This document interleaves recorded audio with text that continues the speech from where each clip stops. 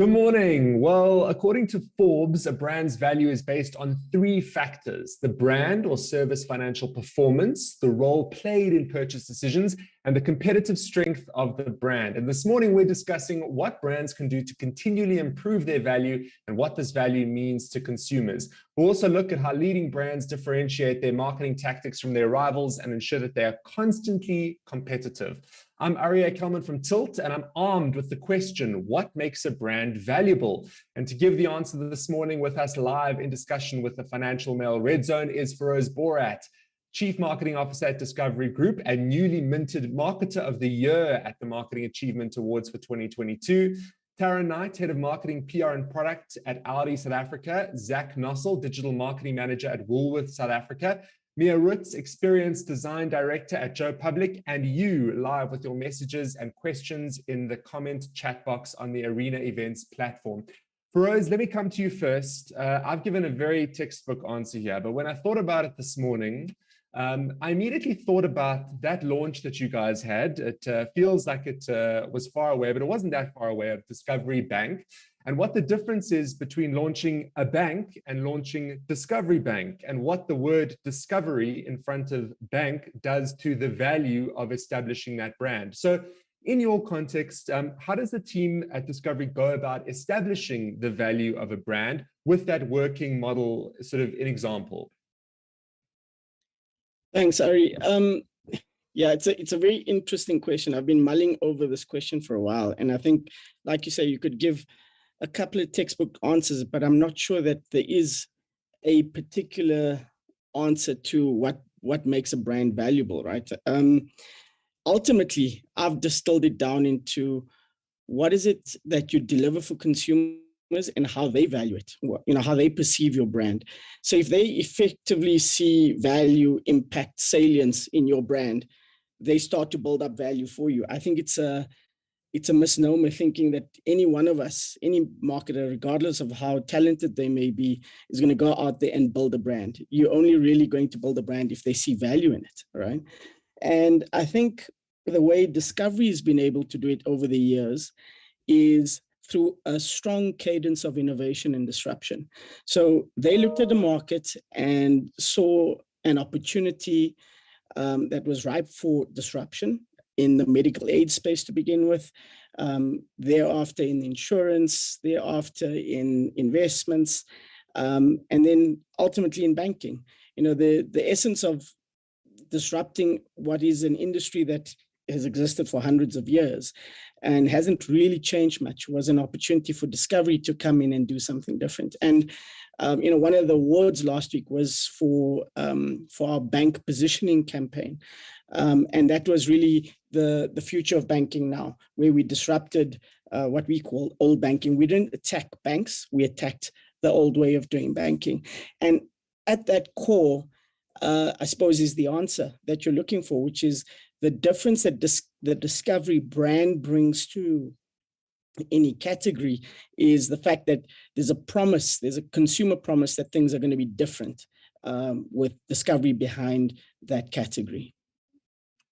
So Taryn, Feroz is talking to the idea of legacy and building equity around a brand, but then also challenging the product teams to consistently be innovating so that they can take that legacy brand and drive it forward in a way that's impactful, which draws on the brand, but also promotes kind of innovation. I mean, it's an interesting sort of time to speak to you as well in the midst of this electric revolution, and the future is an attitude. And now we plug the cars in and there's massive advents coming sort of from the Audi team. But when you guys sort of sit down and say, this is who we've been, this is who we want to be, how do you extract from your brand value, but weave in that idea of innovation to use the two channels very effectively to ultimately drive sales? Well, I just also want to reflect on what Feroz said. I love the way Feroz mentions you don't, as a marketer, create a brand or build a brand. It's actually your fans and your customers who do. And I think when, reflecting on your question, it's important to understand where a brand comes from and that history and that heritage. And Audi is a brand that has so much of that. And what is key and core to who we are and how we operate as a brand. Progress is something that Audi has always stood for. We express it as Vorsprung. And we know that we're a very passionate group of people. We're always pushing the boundaries. We're always innovating. So future has always been, and looking forward has always been a part of our brand. So for any brand, it's really important to understand what is at the core, your product, what is it that your customers, your stakeholders are looking for, and how do we carry that into the future and continuously innovate based on what our stakeholders are interested in and what they are looking for, whilst remaining true to who we are and who we have been in the past. And it's a hugely exciting time that we're in right now, where we're seeing a lot of innovation. There's been so much shift in the last 3 years, particularly the last 2 years, where remaining true to who you are whilst pushing those boundaries becomes really important. Feroz, you want to jump in here? I can see your hand is up. Sorry, Ari, I'm doing your job for you. I just wanted to take the opportunity, firstly, because I think I have a strong affinity to the category that you work in, Taryn. And it was in reflecting on the first question, the first example that came to my mind is the motor industry, right? And I'm a user of your products, Taryn, specifically your brand and another brand in the VW stable. But for me, it clearly outlined the role of brands and branding, right? So, and I don't mean any disrespect, Taryn, you know this much better than I do, but based on using the product, we know that the underpinnings of a lot of the vehicles in the VW group are somewhat similar or the same. Yet, the brands within the group command different price points, and people are willing to, I'm a customer, I'm willing to pay different price points for this, what is effectively the same product, but which wears a different badge. And I'm happy to do so because of the intrinsic value that that brand offers, right? So I drive an Audi and I'm happy because it delivers beautifully against what it is that I want to deliver as far as transport is concerned. And then I drive another car, which I'm not going to speak about, but that is more about an impassioned feeling that it brings out in me, that that I get to use that vehicle. But if we think about the same underpinnings and how your brand makes people feel, that's an intrinsic that only very successful brands can actually bring out in people. I would go out and I would advocate for that brand quite strongly, not because it's better than anything else out there. It probably is in some way, shape, or form, but there are probably better cars out there. But the way that brand makes me feel means that I'm a lifelong customer, and I'd advocate for a friend or anybody that I speak to, yes, that is the car that you should buy. And you raise a very good point in terms of, when you're in a group of brands, the importance of distinguishing between the various brands, knowing where each brand plays, and making sure that you're protecting that brand value and the value for your shareholders and stakeholders, that including customers, employees, financial stakeholders within each of those brands, so that there's no sort of cannibalization, and a true understanding of what each brand represents and what their fans and their customers are looking for is absolutely essential to that. Zach, we're talking premium car brands, we're talking offshore retirement, investment, annuities, banking, all very fanciful things. Let's bring it back to the Woolworths avocado. And something about that avo just sets that avo apart from others. And is that in our minds? Is that a combination of that it's just a better avo? Where is the brand? I mean, people speak about Woolworths and immediately you think brand value. There's a difference between that cucumber from Woolies and the one from the other store. How much of that is a quality thing and how much of that is a really good marketing thing? And what is the combination of both? Thanks, Ari. Great question. I'll start off by saying that it is a great avo. Probably the best avo that is out there in the market. And that ultimately comes down to when you look at what makes a brand value, the brand being meaningful, the brand being different, and the brand being salient. There's one thing communicating that difference, but the product's got to be at the core of where that difference comes from and how it meets the customer's need.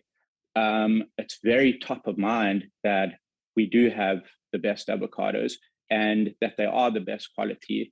And that comes down to a long line of operational brilliance in the Woolworths space. You can attribute it to our farming methods, our cold chain application. I know, people complain that it's quite cold in our stores. And there's a reason for that. And that's because it keeps our fresh products fresher for longer. And that's a meaningful difference that meets a customer's need.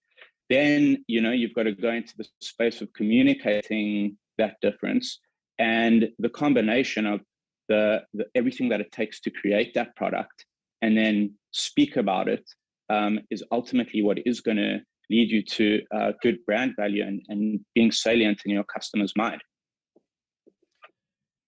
Mia, Zach, and everyone's kind of touched on a very interesting point, which is, the efficacy and the ability of the product to deliver on itself over and above the marketing efforts. And one of the big themes coming out of last week's Marketing Achievement Awards was that marketing as a department in South Africa doesn't necessarily always get a seat at the table when it comes to designing products, developing products. Sometimes they're the last point of call where, cool, here's the new flavor of this. You need to just go out and promote this thing. And no one's really asked them, but now they need an out-of-home campaign. And I mean, what everyone's speaking about here is this magical mix of great marketing, great branding, a beautiful out-of-home campaign, but then also an avocado that just tastes amazing.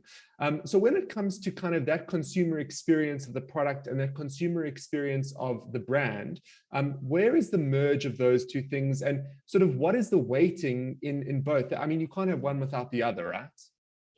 100%. And I think what you're saying and what everyone was touching on is that it's about the customer experience.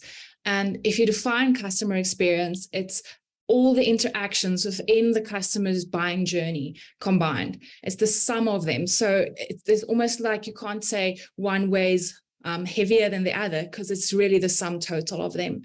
And what lies at the heart of that is that customer centricity. And that is exactly something that all three of the other panelists have referred to. Is it's not just the product, it's not just the perception, it's all of them combined. Because if you put the customer at the center of it, and you find delightful ways to meet their needs, they will start advocating for you. There will be loyalty, and that brings an enormous amount to your bottom line at the end of the day.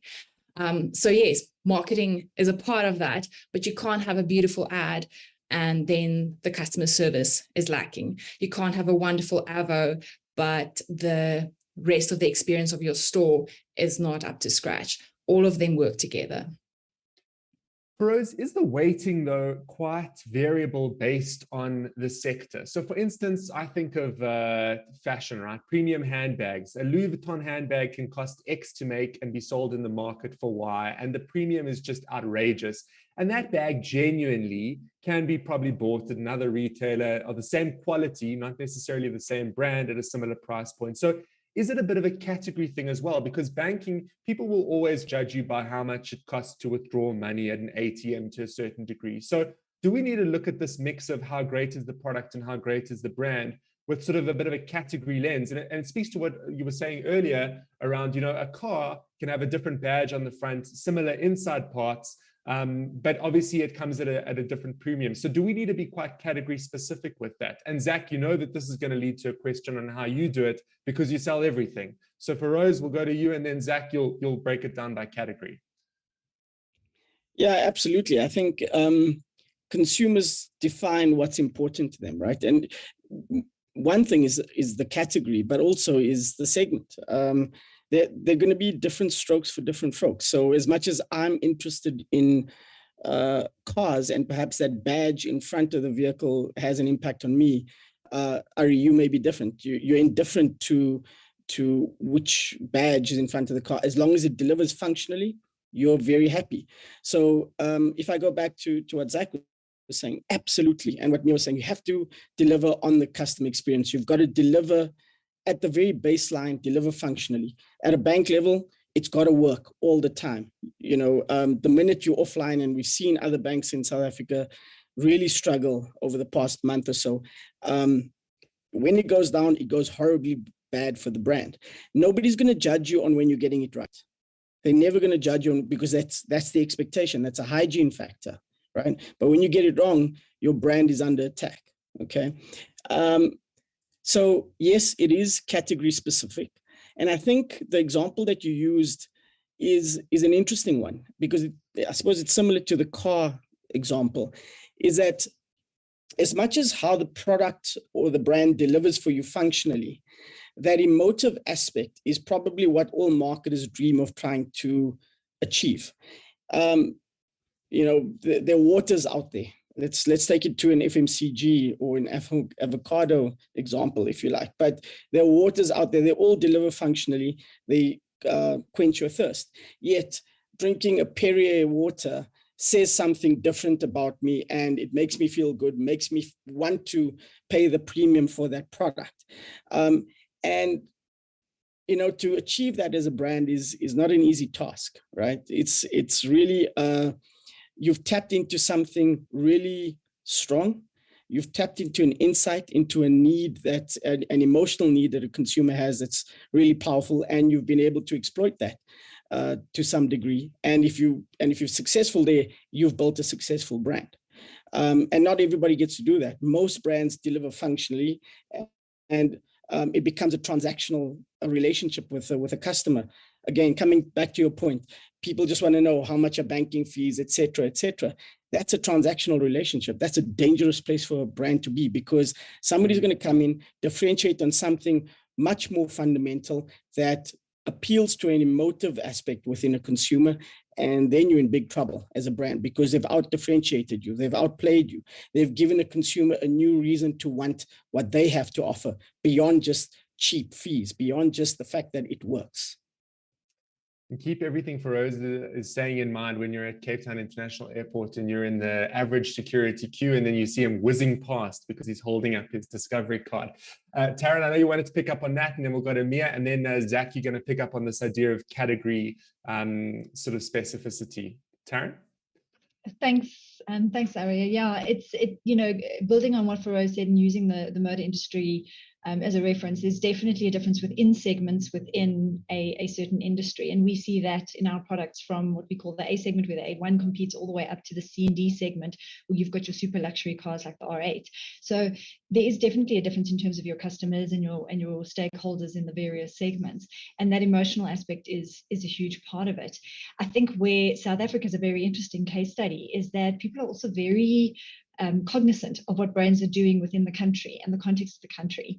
And that builds into that association very strongly. So, before Zach goes into looking at all the different categories and because he operates across a lot of different categories, and we go to Mia, I just wanted to highlight that as something quite interesting working within a South African context, is that people are very critical of what is the brand doing within this country? What are the conversations that the brand is having within the context of South Africa in its place in the world? And that's another layer to that emotional connection that people have, and that association and that decision that people make based on the value that they place on the brand. Mia, just before we go to Zach, I know you want to sort of weigh in on the category element of the discussion as well. Yeah, 100%. I think exactly what Taryn said. There's different categories and different people that appeal to certain of those products, but at the heart of it, and that is exactly what Feroz and Taryn was saying, lies that emotional connection.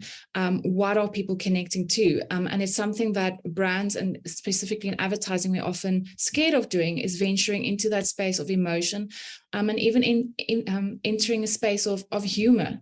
And it's something that's come across recently in a lot of research. I mean, there was even a massive research article done by Oracle and a New York Times author, Gretchen Rubin, that 78% of customers said they would love to have brands bring happiness to their lives.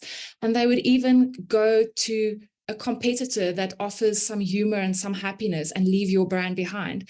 So our audiences are so in need of that emotional connection, and they're wanting it from brands.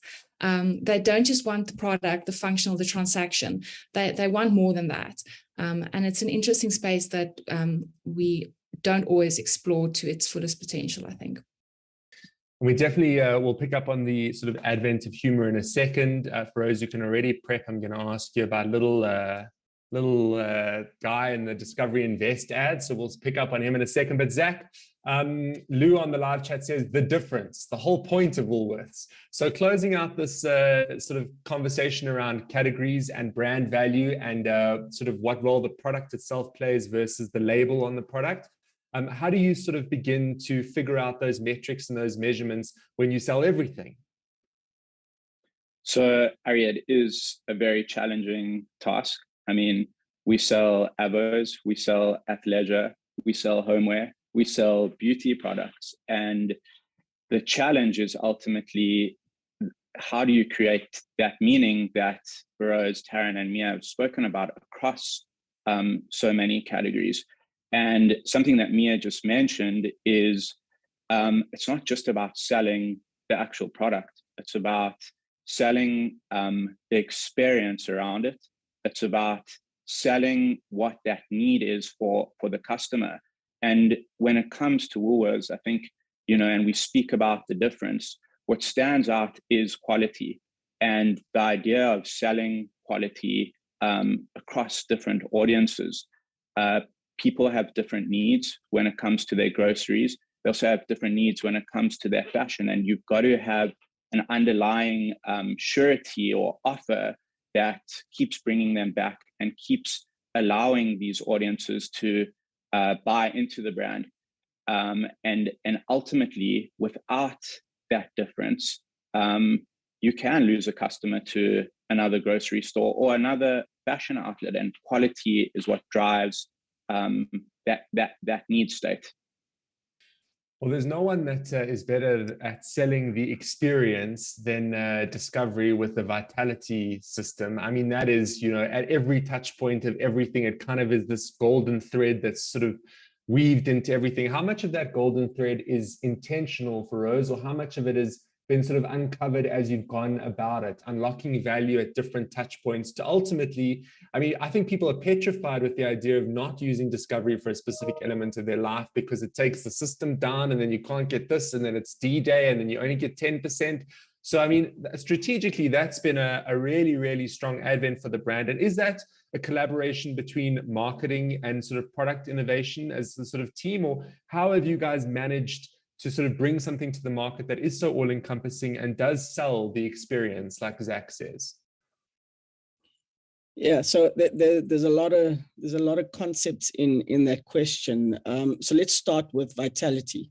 It's a very deliberate strategy. So at the very outset, the business model is all about shared value, and I mean, academically, we all understand what shared value is all about from Michael Porter and the model that he's developed. The way we've brought it into practice is essentially we understand that humans are short-termists. They're all about immediate gratification.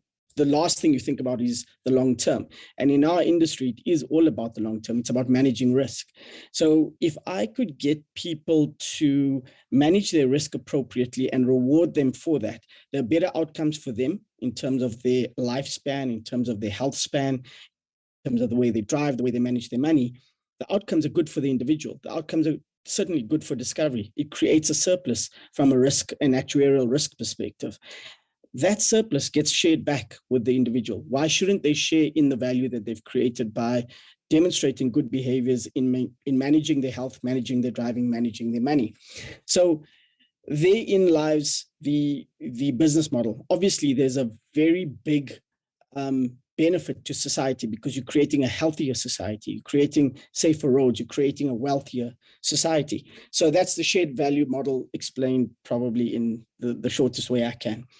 Now, how do you make shared value come to life? Enter Vitality. It's a platform upon which each one of our businesses rests. And if you look at each of the businesses, they built to reward and incentivize our members appropriately for good behaviors. And they do that through vitality. So Ari, when you go to the gym, when you go to Woolworths and you purchase your healthy food, all of that is built into the vitality ecosystem, or the discovery ecosystem enabled by vitality, and you get rewarded for all of those good behaviors. And so it's deliberate, it's built in a discovery ecosystem, but in a way that manages to reward and incentivize customers for all of their good behaviors. It's good for the customer, it's good for discovery, it's good for society. And that in essence is what I can say about vitality. Coming to the second part of your question, and something you said earlier, are we at the tail end as marketers in the industry of receiving what is already a prepackaged product, and you need to go and sell this thing? That's the difference with discovery. We have a cadence literally every week. We're sitting in R&D steer comms for each one of the products, and each one of my people are in those sessions, and they're busy with the actuaries, with the design architects about how is it that this product, how is it that this proposition is going to enter the market? What need is it serving? How is it going to be differentiated? Can we package it? Can it make money?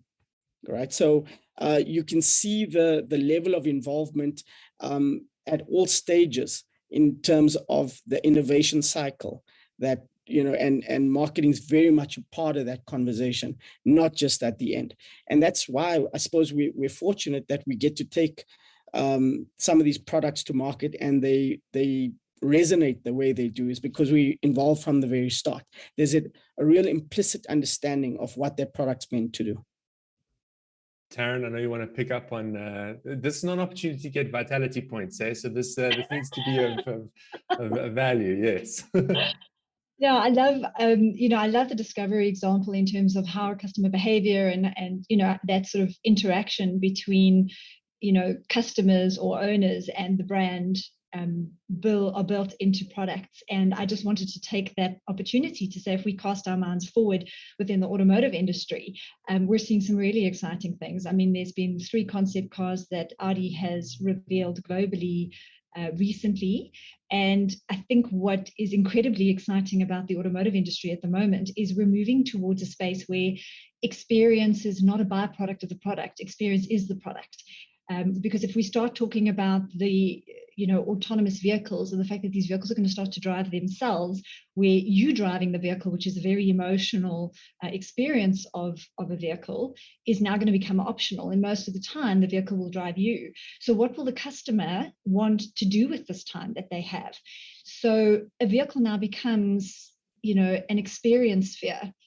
And that's where marketing, in terms of understanding the customer, understanding what it is about the brand that people love, and understanding the essence of the brand, really is a key input into design and into what we're going to offer from a product point of view. So if you think about the future with digitalization and autonomous vehicles and subscription models and all of those aspects that are coming into our industry, it's becoming all the more important that marketing and product work closely together. And that's why within our structure, they're within the same teams and they work inseparably. I mean, Mia, so what Taryn's speaking about is sort of what you focus on every day as an experienced design director at Joe Public. And Taryn's really putting the 2022 lens onto everything, the kind of, or hopefully after COVID lens onto things. I mean, 2 years ago when the automotive industry said, cool, you can now add to cart and shop online as if it's Take-A-Lot. It's a lot for South Africans to take in. They want to go into the dealership. They want to experience it. So when it comes to that experience, and Taryn said that sort of the experience is the product, and kind of businesses and organizations figuring out what their experience looks like in a 2022 context. What are some of the trends and sort of the insights that you're picking up on this day and age, and what experience looks like when you can kind of have it, but then the mask comes back on, and all these little elements that have really come to the fore in the past 2 years? Yeah, so I first want to refer back to 2 things that both Taryn and Feroz touched on. And the first thing is having that marketing department as part of your larger mix. It's not coming in at the end. Secondly, it's that building of tribes. And that is one of those things that Tara mentioned, and that is Vitality is a very good example of. Because people, and that is one of the big trends as you are asking about, because people have this super need to be connected, to be part of something and to belong, this is an opportunity for brands to create those spaces. We're definitely, gone are the days where you sell a product. We're now in a space where we have to sell not only an experience, but also a space where people can feel that they belong, and also where they can feel that they believe in what your brand stands for. It's one of the big trends at the moment is, what is the purpose of the brand? Are you focusing on sustainability within your innovations? And if you're not, we will move to someone else. It's more than 50% of what they say Gen Yers and Zers that will really move to a brand if they believe that they are offering something better, that they really are living their brand values. And we're not talking brand values as, oh, we're going to put out an ad where someone saves the world with Pepsi. It's something that's entrenched throughout the entire business from the top down. So that is definitely two of the major trends. Do you have purpose that people can believe in, that you're really showing, even if you're something like a utility that maybe does not have a lot of opportunity for innovation? Are you showing it in some ways? Are you trying your utmost to show that you are transforming? And secondly, are you creating a space for people to feel that they belong? Zach, many years ago, advertising was a bit of a monologue, right? It was a TV ad that came on and no one could really tell you how they feel, which is what sort of Mia is speaking about, is that, people will let you know exactly how they feel now. And that's really the advent of social media. And what it's done is it's given people a voice, not that they didn't have one before, but now instead of it just being their family, it's everyone that they follow on Facebook, to express how they feel about a brand.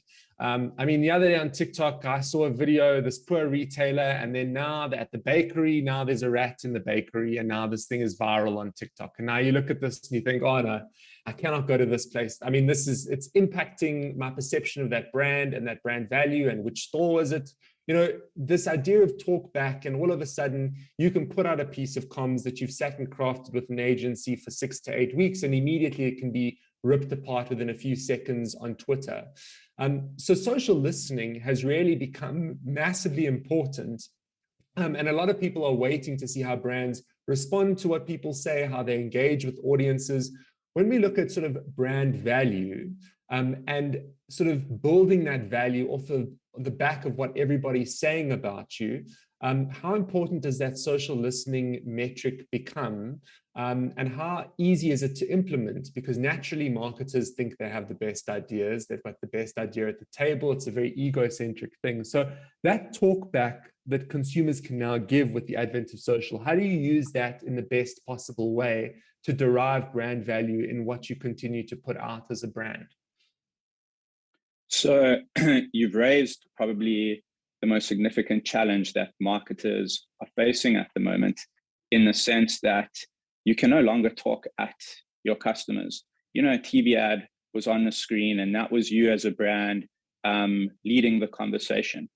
And this idea of your customer or your audience actually having the possibility to begin conversations and start them is a very powerful tool that I think every brand needs to get a grip on, and fast.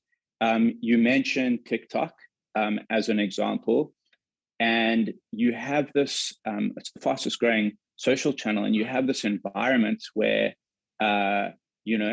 so-called creators are leading conversations around product.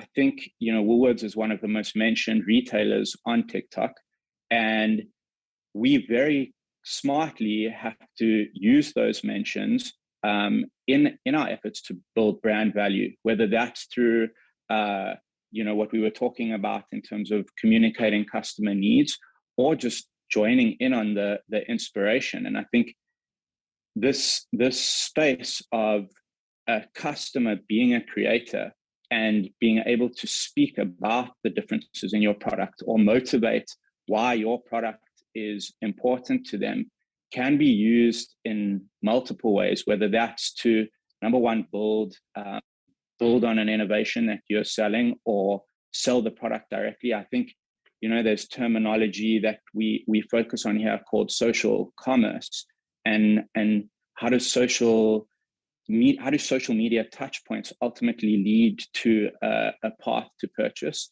And this is a great space to be innovative in. You've got an army of audiences talking about you and starting conversations. Join them, speak with them, and move on from speaking at them. And that, to me, is where the key of building brand value in this current challenging yet exciting space lives. Well, Zach, I'm glad you mentioned TikTok. I mean, immediately one thinks of the TikTok made me buy it trend. The TikTok people themselves will tell you, don't make ads, make TikToks. And it's almost this like full circle moment of, at some point, advertising became about a monologue, a curated message that sort of, you decided what does the font look like, what's going to resonate the best. And now they're telling us actually that the users have to make the ads, and then you just have to boost and promote it and hope that it kind of has a golden thread in it. So it's this really weird circle that we're in at the moment, where we're seeing kind of advertising almost becoming a lot more UGC, largely paid UGC, but still there's a lot more UGC that's kind of happening in it. I mean, Taryn, I still loved the launch of The Future is an Attitude several months ago. The ad is amazing. The line is beautiful. But tell me about that mix of the TikToker that gets into the Audi electric vehicle and has an amazing experience, and that curated ad. And are you seeing a shift in the impact of the ad to the TikToker? And how are you balancing those two sort of forms of advertising, of this sort of hyper creator-led UGC stuff versus, the mix where you have more control over the elements that are in it? I also really love that Future is an Attitude campaign, because an attitude is something that is as individual as the person who has it. And we're focusing on an optimistic attitude towards the future. And that may look different for everybody, but the golden thread is optimism. And how people express that is a very personal thing. So that user-generated content is very key for us with the sentiment of Future is an Attitude. When you consider a brand, and when we consider our brand and Audi specifically, we have a very strong brand identity. We know exactly what Audi stands for. At the core is living progress and progress. And then, we know specifically we're focusing on key areas like performance, design, digitalization, and sustainability. So our brand identity is very clear, and the communications we put out amongst that Future is an Attitude space would be very strongly reflective of that. When it comes to users, we celebrate their individual interpretations of Future is an Attitude, and we want to have that conversation with them around what is their interpretation, to take them along on that journey with us into creating and shaping and owning that future, because you only work towards and build something that you can connect with emotionally. So we celebrate both user-generated content in their expression and also our expression as the brand itself. I mean, it makes it challenging, right? To give what your brand stands for, and then you go into TikTok and you see that people have interpreted either in that exact way or in a different way. And I mean, Mia, you must be brokering a lot of this conversation with brands who are like, no, but what I want to communicate this year is that the new Apple AirPods have a 15-hour battery life, and you can get them, and they're $6.99, and you can get them at these retailers. And it's great to do that messaging, but that's not really what a TikTok creator who's going to receive that is going to speak about. So brokering this relationship between the brand who know what they want, typically they've been able to just express who they are, what they're about, kind of unchallenged, and now living in this space where someone can go onto a social platform and create a piece of content around how something resonates with them, and it can blow up far more than that other piece. How do you start brokering that relationship and working with these independent parties to still speak to the fundamentals of the brand, but do it in sort of their way? I mean, it's a hard relationship to manage between the two. It is a hard relationship if you look at it in the old way of doing things, of the easier way, when we could just put our message out there. But what has become more and more important is, and I said it right at the beginning about customer centricity. And what that really means is doing research and finding out who your customer is, but not just who they are, what they really need. And what their pain points are and what their beliefs are. And if you really drill into that, and then you marry that with what your brand purpose and your brand message is, you're going to get a much more effective result. Because what people on TikTok and social spaces are doing, they are just reflecting what their needs and their wants and their desires are. And you need to go and find those so that you can work with them, so that you can not speak at them, but have that conversation with them. I know this is a really old example, but it's such a beautiful example of how to use your users to create ad campaigns. Because yes, TikTok and user-generated content is one part of it. But when Netflix had to launch season 2 of Narcos, they actually listened to what people were saying on social about the series. And one of the things people loved was all the swearing and slang in Spanish of Narcos. So instead of shying away from that, they were like, cool, let's make an entire campaign that's called Spanish Lessons. But all they did was teach you the naughty slang from the series, because that's what people resonated towards, and they loved it. And it did so well that it actually boosted Netflix's entire business for that quarter. So that's a beautiful example of how you use what people like, what they're saying, and instead of shying away from it and being scared of what users are creating on social, using that to form part of your mix. And that's, I just love that example, because it shows that it doesn't even mean you need to suddenly do a silly TikTok. You can use the insights, you can use what people have in their hearts and bring that into your campaigns. Zach, correct me if I'm wrong, but is this what's happened with Chuckles? Because there's not a single thing you cannot get with Chuckles now. And if I'm reading the room correctly, there's so much traction around those Chuckles on social that someone in the product department is just like, give people more of these things in different ways. Let them smash the cake, let them eat it in every variety. Let's play an April Fool's joke on them. I mean, is that an example of listening to the consumer and then reflecting back to them what they're interested in and what they love? Because there's nothing you can't get. There's probably even Chuckles bedspreads in development. Absolutely. And just to grow on what Mia said, I mean, and I'll come back to the Chuckles now, but the keeping the Netflix example in mind, it's, very much about embracing uncomfortability. We're in this space as marketers where we have to use the voice of our customers to get our messages across. And traditionally, that's not a comfortable thing to do. Now, you add a product like Chuckles into the mix, where kind of this embracement of uncomfortability is actually a golden thread in how we, number one, build on the product offering, and number two, communicate the offering. I'm not sure if you saw our little April Fool's stint this year, but we introduced rotisserie chicken flavored Chuckles. I mean, it doesn't get more uncomfortable than that. But in and amongst the conversation that took place there was obviously the people who knew it was a joke. Then there were the people who thought, this is ridiculous. And then there were the people who were kind of interested in what that might taste like. And that's the full embracement of this user-generated space. If you look at how the Chuckles brand shows up in various different social spaces, and one specifically that I think kind of sits a little bit under the limelight is our customer care and getting feedback on products. Something that's very interesting and a little secret, but there were quite a few inputs from our customers around the flavor of the new Chuckles ice cream. So there was kind of this nuance of it not tasting chuckly enough. that multi kind of taste.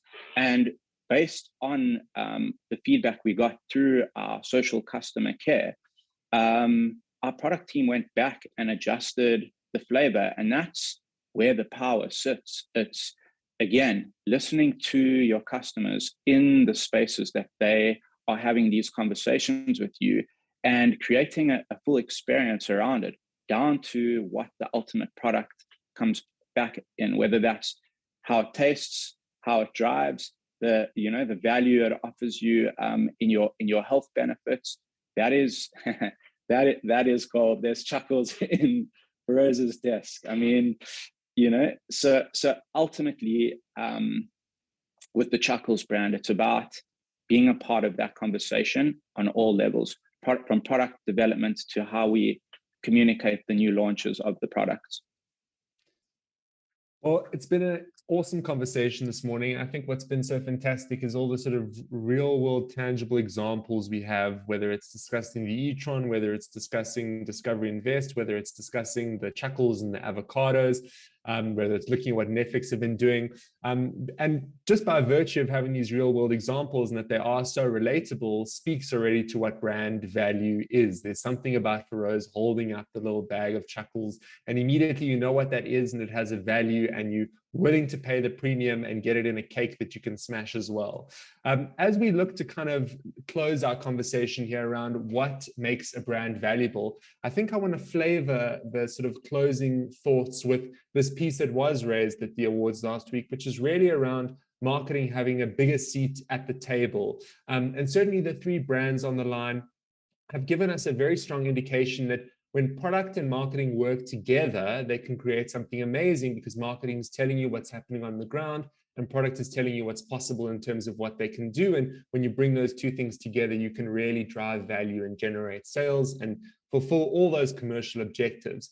So let's flavor our closing thoughts on what makes a brand valuable with almost a bit of a lens of the importance of marketing within the broader business ecosystem, and having that seat at the table, and things like brand value being important. Because if Feroz can tell us that he can win an argument on brand value with 100 accountants and 100 actuaries in the same building, then certainly it must be possible. So Feroz, let me go to you first, and let's flavor these closing sentiments with the importance of the marketing department, and sort of showcasing that brand value metric to the broader teams.